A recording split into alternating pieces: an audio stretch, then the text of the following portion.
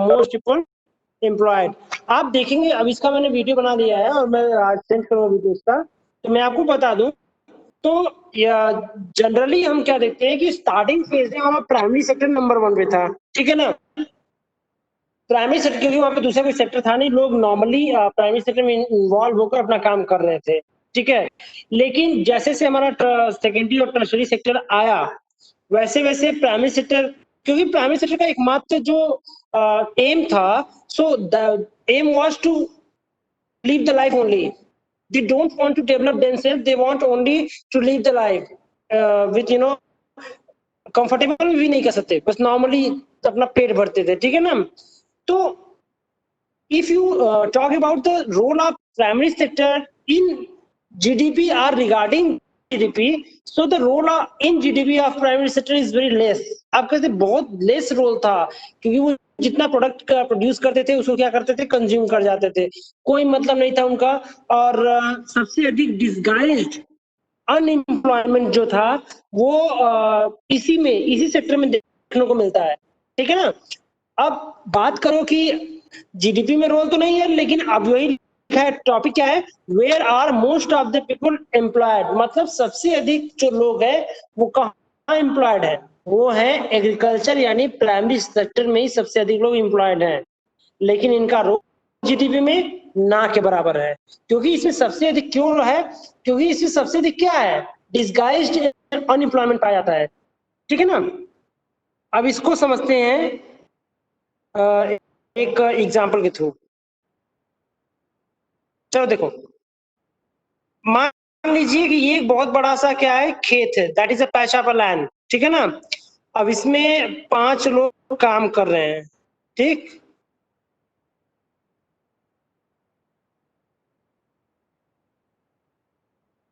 ठीक है, इस जमीन पे 5 लोग काम कर रहे हैं। अब 5 लोग मिलकर 100 100 क्या 100 टन क्या करते हैं, वीट को प्रोड्यूस करते हैं, ठीक है ना। 100 टन वीट को प्रोड्यूस कर रहे हैं ये 5 लोग मिलके, ठीक है ना। अगर इन 5 में से एक, देखो ये है, इसका बाप है, इसकी वाइफ मतलब पत्नी है, और ये बेटा है, उसकी पत्नी, उसका लड़का, ठीक है ना। यहाँ पे 2 पीढ़ियां हैं, 2 जनरेशन है। अब देखिए 100 जो 100 टन गेहूं प्रोड्यूस किया इन लोगों ने, 100 टन गेहूं प्रोड्यूस करने के बाद अब ये पांचों मिलकर क्या करेंगे, 90 टन खा जाएंगे। तो ये क्या है, आज देखोगे कि टेक्नोलॉजी यहाँ पे विकसित है प्राइमरी सेक्टर में।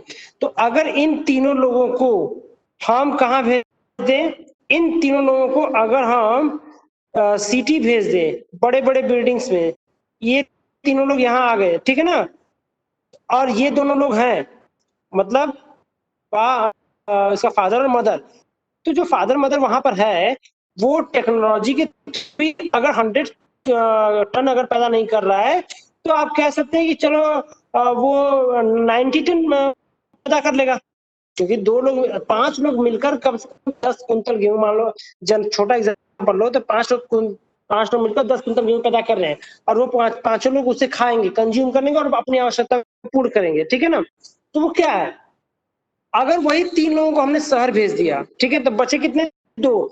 वो 2 लोग मिलकर भी कम से कम 9-10 कुंतल पैदा कर सकते हैं, क्योंकि उनके पास टेक्नोलॉजी है, क्योंकि आज प्राइमरी सेक्टर मैकेनाइज्ड हो चुका है। तो अब क्या है, और ये तीनों जो शहर में गए हैं, ये तीनों जो शहर में आए हैं, ये भी किसी न किसी सेक्टर में इन्वॉल्व होके कुछ ना कुछ अर्निंग कर रहे हैं। अब ये भी अर्निंग कर रहे हैं, ये भी अर्निंग कर रहे हैं, तब क्या हुआ, अब ये डेवलपमेंट हुआ। अब इन तीनों के रहने या ना रहने से इस खेत पर कोई प्रभाव नहीं पड़ा था। यही क्या है, disguised unemployment. Disguised unemployment are those employment where they work or not, there will be no effect over the production. कोई भी प्रोडक्शन पे प्रभाव नहीं पड़ने वाला, तो वो अगर वो हट भी जाए वहां रहे, कोई मतलब नहीं है, तो वो क्या है, डिसगाइज्ड अनएम्प्लॉयमेंट में आता है, ठीक है ना। अब वही चीज कहाँ मिला, देखने को मिला हमको, वही चीज उस मैटर में था कि प्राइमरी सेक्टर में लोग इन्वॉल्व तो हैं, पर जीडीपी में इसका योगदान नहीं है। तो where are the most people employed में आप ग्राफ को देखिएगा, तो ग्राफ से सब क्लियर हो जाएगा, ठीक है ना। कल के विषय में इसकी चर्चा कर लिए थे हम लोग। ठीक है, महिमा कल चर्चा की थी नहीं इसकी, महिमा महेश, क्योंकि महिमा महेश रजत 3 ही 4 लोग कल ज्वाइन थे दूसरी बार फोन कटने पर। बोलो।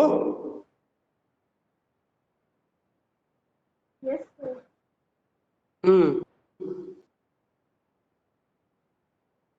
आगे देखते हैं इसमें क्या है। As a result, more than half of the workers in the country are working in the primary sectors, mainly in agriculture. देखो अब क्या है, जनरली क्या है कि अब धीरे धीरे एग्रीकल्चर से लोग हटते चले जा रहे हैं। अगर हम 49% अभी इन्वॉल्व है, 49% को भी हटा दें और लगभग 30% हो जाए तो उससे कोई बड़ा फर्क नहीं पड़ेगा। अगर लेकिन हाँ, टर्सरी सेक्टर का लगातार रोल बढ़ता चला जा रहा है। ठीक है, तो what is means is that there are more people in agriculture than is necessary. ठीक है, लीव करो इसको। देखो इसमें लिखा है, देखो दिस काइंड, देखो डिस्गाइज की बात कर रहा है।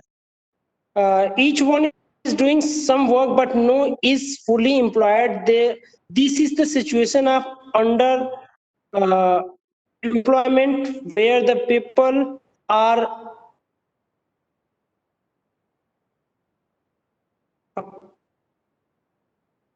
currently working but all them are made to work less than their potential। मतलब क्या होता है, डिस्गाइज में लोग अपने पूरे पोटेंशियल का यूज नहीं करते हैं। so this kind of under employment is hidden in contrast to someone who does not have a job and is clearly visible as unemployed, hence it is also called disguised। ठीक है, यह सब देख लीजिएगा। हाँ, अब हमारा आज का टॉपिक है how to create more employment. ठीक है ना, इसको हम समझेंगे अपने एक इसका वीडियो मैं कल बनाऊंगा, क्या बताओ, या पढ़ा दूंगा तो नहीं बनाऊंगा, समझ में आ जाएगा तो। कोई आइडिया दो, सब लोग हो ना, सब लोग मिलकर मुझे एक आइडिया दो कि हम कैसे एम्प्लॉयमेंट को इंक्रीज कर सकते हैं। बोलिए बोलिए, कैसे हम एम्प्लॉयमेंट को इंक्रीज कर सकते हैं, बताइए सब लोग मिलके।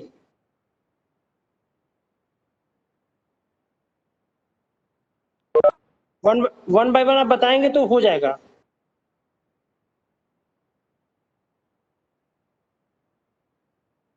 सर।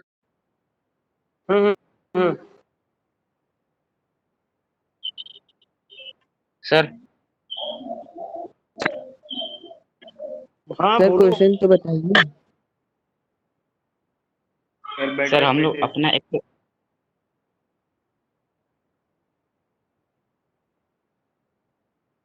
ऐसा क्या, देखो जो तुमने बताया वैभव, वो क्या है बड़े पैमाने पे है, वो हम लोग उतना नहीं कर सकते।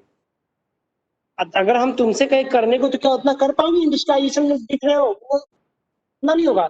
एक छोटा सा चीज लो ना, बहुत मस्त एग्जांपल दूंगा मैं आपको। देखो इंडिया का जो एग्रीकल्चर है ना, वो किस पे डिपेंड करता है, पूरी तरह से मानसूनी है। अगर बारिश हुआ तो क्या होगा, बारिश होगा तो क्या होगा, बारिश होगा तो हमारी खेती होगी, नहीं तो नहीं होगी। ठीक है ना, तो अगर हम इरिगेशन का डेवलपमेंट कर दें, इरिगेशन इरिगेशन मतलब अगर इरिगेशन का डेवलपमेंट करेंगे तो बहुत ज्यादा एम्प्लॉयमेंट मिलेगा। बताओ, इरिगेशन का अगर हम डेवलप इरिगेशन सिस्टम को अगर डेवलप कर दे तो क्या एम्प्लॉयमेंट मिलेगा या नहीं मिलेगा, और मिलेगा तो कैसे, बताओ कैसे, बोलते रहो कोई दिक्कत नहीं।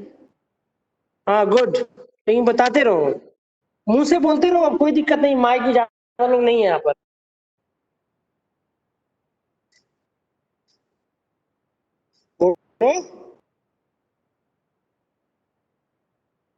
देखो, अगर इरिगेशन हमारे पास, मैंने इरिगेशन को डेवलप करने की बात कही, तो इरिगेशन कैसे डेवलप होगा, अगर हमारा खेत 4 किलोमीटर दूर है, सबका वैभव विशाल महिमा का खेत वगैरह तो 10 किलोमीटर के रेंज में है, और इरिगेशन डेवलप नहीं है, तो हम एम्प्लॉयमेंट लोगों को नहीं दे पाएंगे। तो इरिगेशन डेवलप करेंगे तो क्या होगा कि हम बहुत सारे कैनाल्स बनाएंगे, ठीक है, नहर वगैरह बनाएंगे, पॉन्ड्स तालाब वगैरह बनाएंगे, या फिर कुआं खोदेंगे, तो लोग उसमें काम करने के लिए आएंगे कि नहीं आएंगे? ठीक है, इरिगेशन के बाद अगर हम बात कर लो, अगर इरिगेशन करोगे तो हमारा प्रोडक्शन क्या होगा, बहुत हाई होगा, ठीक है ना। प्रोडक्शन बहुत हाई होगा तो जो सरप्लस होगा, सरप्लस प्रोडक्शन को हम क्या करेंगे, मार्केट में सेल करेंगे, ठीक है ना।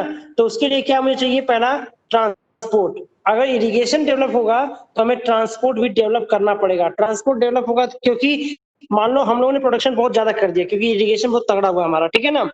तो अब हम जितना कंज्यूम करना होगा उतना तो कंज्यूम करेंगे, बट रेस्ट ऑफ द जो सरप्लस हमारे पास है उसको what we want to sell in the market, हम उसे मार्केट में सेल करेंगे। तो अब सर पे ढो के तो ले जाएंगे नहीं, हमें चाहिए ट्रांसपोर्ट, ठीक है ना। इरिगेशन के बाद हम ट्रांसपोर्ट की तरफ जाएंगे। अब इरिगेशन ट्रांसपोर्ट के बाद क्या करेंगे, हमें चाहिए कोल्ड स्टोरेज। कोल्ड स्टोरेज चाहिए, कोल्ड स्टोरेज मतलब अगर हम किसी भी चीज को हमारे पास सरप्लस है और मार्केट में पहुंचा रहे हैं, मार्केट में पहुंचाने के बाद अब क्या करेंगे, जैसे आलू का प्रोडक्शन हमारा ज्यादा हो गया तो अब हम उसे अगर नहीं रखेंगे तो सड़ जाएगा, खराब हो जाएगा, तो हमें कोल्ड स्टोरेज चाहिए। तो अब देखिए इरिगेशन में उतने पब्लिक इन्वॉल्व हुई, ट्रांसपोर्ट में अब पब्लिक इन्वॉल्व होने जा रही है, अब कोल्ड स्टोरेज जब ओपन होगा तो उसके लिए भी तो कई लोग चाहिए हमें, उसकी देखभाल करने के लिए, तो वहां ही बन रहा है हमारा एक वो। फिर हमें चाहिए क्रेडिट। क्रेडिट मतलब हमें चाहिए बैंक सेक्टर, बैंकिंग सेक्टर भी चाहिए हमें, क्योंकि कोल्ड स्टोरेज अगर हमें खोलना है तो या फिर कोई ट्रांसपोर्ट या कोई गाड़ी वाड़ी निकालना है तो हमें बैंक से लोन चाहिए। कैसे इंक्रीज हो रहा है वही बता रहे हैं आपको हम, ठीक है। अब क्या आ गया यार ये,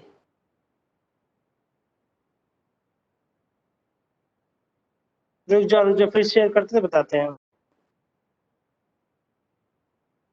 ट्रांसपोर्ट भी देख लिया हम लोगों ने, ट्रांसपोर्ट के बाद हम लोगों ने क्या देखा, क्या था, कोल्ड स्टोरेज की बात कर ली, क्रेडिट की बात भी कर ली कि क्रेडिट होगा तब कि देखो अगर इरिगेशन डेवलप होगा तो हम लोग एक ही सीजन में कई सारी खेती करेंगे। मतलब हमारे पास जो हमारा जो ड्राई सीजन होता है, ड्राई सीजन मतलब गर्मी का सीजन जो होता है, तो गर्मी के सीजन में तो हम लोग खेती बंद कर देते हैं, लेकिन अगर हमारा इरिगेशन स्ट्रांग होगा तो हम समर सीजन में भी खेती करेंगे। तो अगर हमें पैसे नहीं है तो हम बैंकों का लोन उठाएंगे, बैंक से लोन उठाएंगे नहीं उठाएंगे, तो इससे भी इंप्लॉयमेंट हमारा क्या होगा, इंक्रीज करेगा। और फिर होगा जैसा कि उसने बोला था वैभव ने, स्मॉल इंडस्ट्री।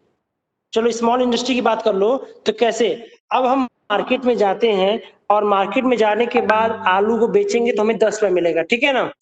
लेकिन उसी आलू को अगर हम चिप्स बनाकर भेजें, ठीक है, अगर उसी आलू को हम उसको काट दें और चिप्स बना के भेजें तो क्या होगा, हम इंडस्ट्री छोटी छोटी इंडस्ट्री लगा लेंगे और उसमें कई सारे एम्प्लॉयमेंट होगा और बहुत ज्यादा पैसा भी मिलेगा चिप्स का हमें। आलू का जहां 10 मिलता था वहां एक आलू में 10 चिप्स आएगा तो वहां पे 20 से मिलेगा मुझे। तो मतलब ये कहने का मतलब स्मॉल इंडस्ट्री भी लगा के हम अपना काम कर सकते हैं। कहने का मतलब ये है कि छोटी छोटी चीजों को हम ध्यान में रखकर एम्प्लॉयमेंट को बढ़ा सकते हैं। समझ में आया कि नहीं आया? अब समझ गए हो तो हम उसको पढ़ा जाएगी क्या लिखा है उसमें, अब समझ गए कि नहीं? बोलो।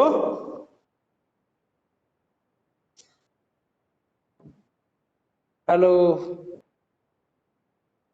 Yes sir. धन्यवाद। ऐसे आप समझ जाइएगा क्योंकि आपका पेपर होगा। यस सर, समझ गए। तो सर ये, समझ गए। हाँ वेरी सर गुड। समझ गए। तरीका है क्या एम्प्लॉयमेंट को कैसे बढ़ाया जाए। तो अब तुम्हारे किताब में क्या लिखा है अभी तो हमने देखा नहीं है, अब थोड़ा सा कहाँ गया 10th, इसमें जो लिखा है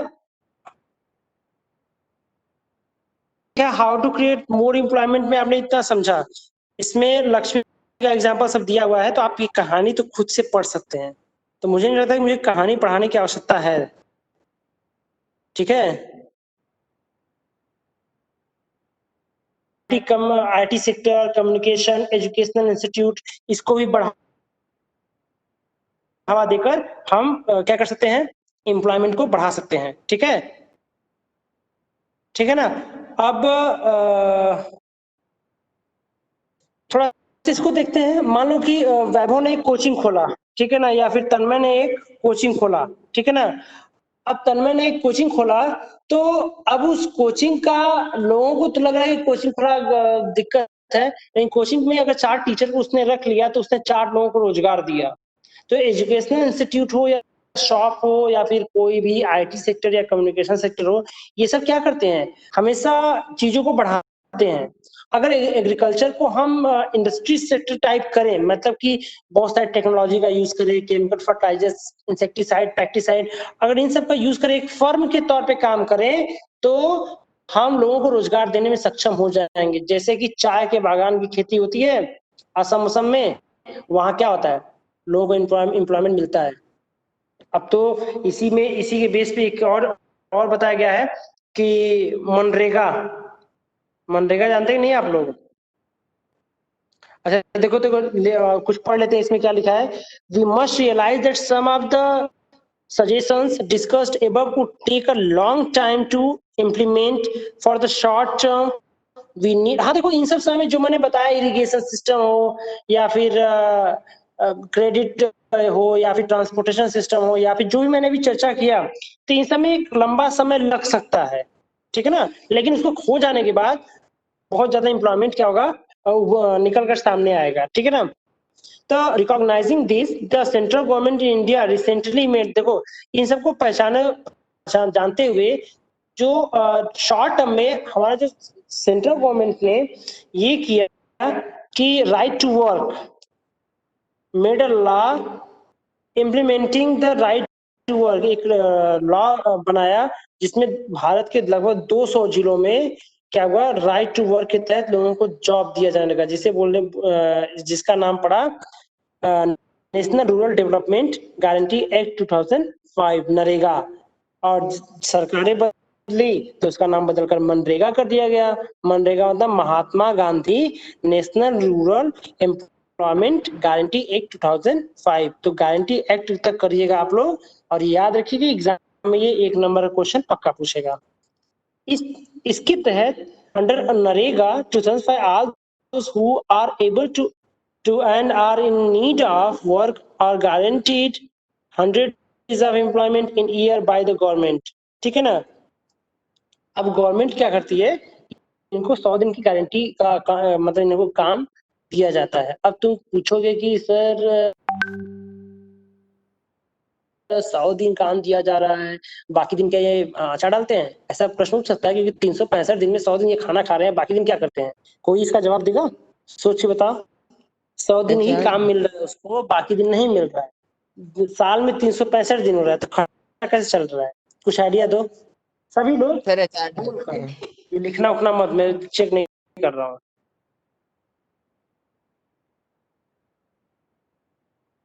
बोलो, अब ट्राई करो, गलत सही बातें। अब देखिए क्या है, अब गवर्नमेंट क्या करती है, गारंटी 100 डेज ऑफ एम्प्लॉयमेंट देती है 1 साल में। लेकिन अगर गवर्नमेंट एम्प्लॉयमेंट देने में अगर फेल हो जाती है, ठीक है ना, अगर गवर्नमेंट फेल होती है तो क्या होगा, उसको अलाउंसेस दिया जाएगा, तब उसको पैसा दिया जाएगा चाहे जो हो जाए। The types of work that would in future help to increase the production from land will be given preference under the act. अभी मैंने बताया ना कि इरिगेशन सिस्टम स्ट्रांग होगा तो ये होगा, तो जितना बताया वो सब बेस्ट क्या है, फ्यूचर है। और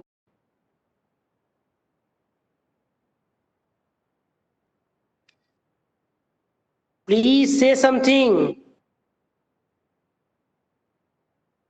सर तुम लोग, ठीक है ना। कांता की कहानी है, कमल की कहानी है, ठीक है ना। कांता कमल की कहानी हम लोग पढ़ेंगे पर कल, लेकिन कहानी पढ़ेंगे कांता का, लक्ष्मी की कहानी तुम पढ़ोगे, कांता और कमल की हम पढ़ाएंगे खुद, ठीक है। तो division of sector as organisation unorganised sector की हम बात करेंगे, ये पहले तन्मय का क्वेश्चन भी रहा है। तो इसका आंसर हम लोग मतलब पढ़ ले रहे हैं, इसको एक ओवरव्यू लेते हैं, फिर प्रॉपर क्लास कल चलाएंगे इस पर। लेकिन division of sectors organised and organised unorganised, देखो ऑर्गेनाइज सेक्टर क्या है, अगर इसको समझना हो, ठीक है ना, तो कैसे समझोगे? सेक्टर को तुम गवर्नमेंटेड सेक्टर कर लो या फिर वेल सेटल्ड सेक्टर बोल दो या फिर बोल सकते हो तुम लोग लिमिटेड सेक्टर। लिमिटेड कंपनी नहीं होती है, लिमिटेड कंपनी कुछ इस टाइप से। अनऑर्गेनाइज्ड मतलब होता है डेली वेगर्स वाले। देखो इसको सिंपल वे में समझने का एक तरीका है।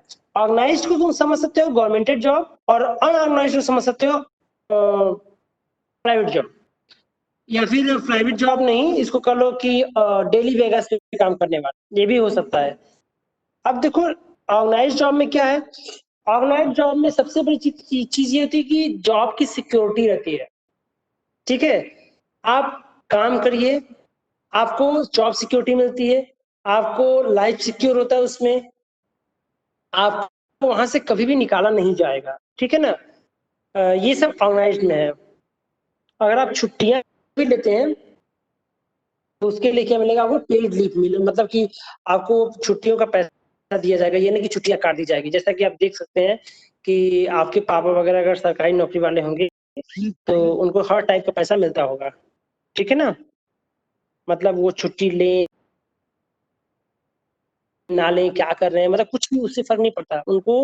मतलब क्या बोलते हैं कि उनका पैसा कभी कटेगा नहीं, ना ही उन्हें गवर्नमेंट कभी निकाल सकती है। वैसे ही हम लोग भी हैं, गवर्नमेंटेड तो नहीं है, प्राइवेट है, लेकिन हमारा भी जो एक फर्म है ये ऑर्गेनाइज सेक्टर में आप कह सकते हैं आ सकता है, क्योंकि हमको भी हमारा भी क्या है, एक ड्रेसअप सेंस है, हम भी अगर छुट्टियां लें तो कोई दिक्कत नहीं होगा, तो हम भी आ सकते हैं ऑर्गेनाइज सेक्टर में। लेकिन जो शॉप पे काम करने वाले हैं, डेली वेगास पे काम करने, वो ऑर्गेनाइज नहीं कर सकते उनको। ठीक है ना, हम क्या है ऑर्गेनाइज और अनऑर्गेनाइज के बीच में आ सकते हैं, या फिर ऑर्गेनाइज ही हमें कहोगे, लेकिन अनऑर्गेनाइज नहीं हो सकते। ठीक है ना, हम क्योंकि हमें भी छुट्टी रहती है तो उसका पैसा मिलता है। ठीक है, हम भी, हमको भी ऐसे ही निकाल देंगे आप, आपको निकालने के लिए प्रॉपर नोटिस चाहिए, यहाँ भी मुझे निकालने के लिए प्रॉपर नोटिस देना पड़ेगा। हाँ, मुझे क्यों निकाला जा रहा है, क्या रीजन है इसके पीछे का, तो ये सारा मुझे बताएंगे तब वो निकाल सकते हैं। ठीक है ना, तो वैसे ही, लेकिन क्या है, जो अनऑर्गेनाइज सेक्टर होते हैं तो उसमें क्या होता है, वो आपको कभी भी निकाल सकते हैं। आपको, आप अगर उनको डिस्टर्ब किए, आज जवाब से हिसाब हो गया। दूसरी चीज उसमें क्या है, पहला चीज को जॉब सिक्योरिटी उधर नहीं है। दूसरी चीज वहां पर आपको पैसा कटे, अगर छुट्टियां लेते हैं तो पैसा आपका कटेगा, मतलब जितने दिन आप काम करेंगे उतने दिन आपको पैसा काटा जाएगा। समझे ना, जैसे कि आप दूध लेते हैं, अगर किसी बाल्टा वाले से दूध लेते हैं तो वो बंदा, आप अगर 28-25 दिन दूध दिए हैं तो 5 दिन का पैसा एक्स्ट्रा नहीं देंगे आप, 5 दिन का पैसा एक्स्ट्रा, 25 दिन का ही पैसा पे करेंगे। वो क्या होगा, अनऑर्गेनाइज सेक्टर है, उसमें सिक्योरिटी नहीं है। ठीक है, एक बार देख लेते हैं कांता के स्टोरीज, पहले क्या इसमें लिखा है। Let us examine another way of classifying activities in the economy, these looks at the way people are employed, what are their condition of works, blah blah blah। ठीक है, इसमें कांता का कहानी पढ़ ही लेते हैं। Kanta works in organized sector। Organized sector covers those enterprises or places of work where the terms of employment are regular and therefore people have assured work। मैंने बोला ना, काम उसे निश्चित है उसके पास, उसे वहां से दिक्कत नहीं होगी। They are registered by the government and have to follow its rule and regulation which are given in the various laws such as factories, factory act, minimum wages act, payment of guarantee act, shops and establishment acts। देखो इन सब के क्या है, अब ये क्या है, ये गवर्नमेंट के अधीन होते हैं, तो उसको उसके रेगुलेशन या उसके रूल्स उसे फॉलो करना पड़ता है। जैसे कि किसी फैक्ट्री में काम करने वाले बंदे, तो वहां उसका कोई एक्ट चलेगा। ठीक है ना, तो ये उसके एक्ट की जिसे, मतलब कि ग्रेचुटी, मतलब सब कुछ उन्हें मिल रहा है, मतलब वो अगर उन्हें कुछ भी अगर बेवजह निकाला जा रहा है वहां से, या कुछ उनपे दिक्कत आ रही है, तो वो इन एक्ट के तहत कंप्लेन कर सकते हैं, अपना अपनी बातें रख सकते हैं। It is called organised because it has some formal processes and procedures. Some of these paper may not be employed by anyone but may work on their own, but they too have to register their sleeves with the government and the follow the rules of the regulation। देखो ये लिखा है,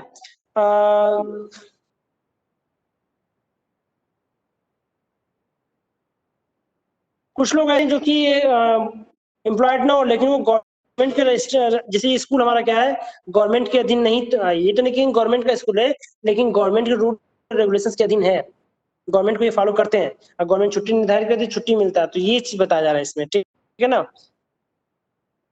कांता और कमल की story में आपको पढ़ने के लिए क्यों कह रहा हूँ पता है आपको, इससे आपका ऑर्गेनाइज्ड और अनऑर्गेनाइज्ड सेक्टर क्लियर जाएगा। देखो कमल बंदा कहाँ खड़ा है, शॉप पे खड़ा है।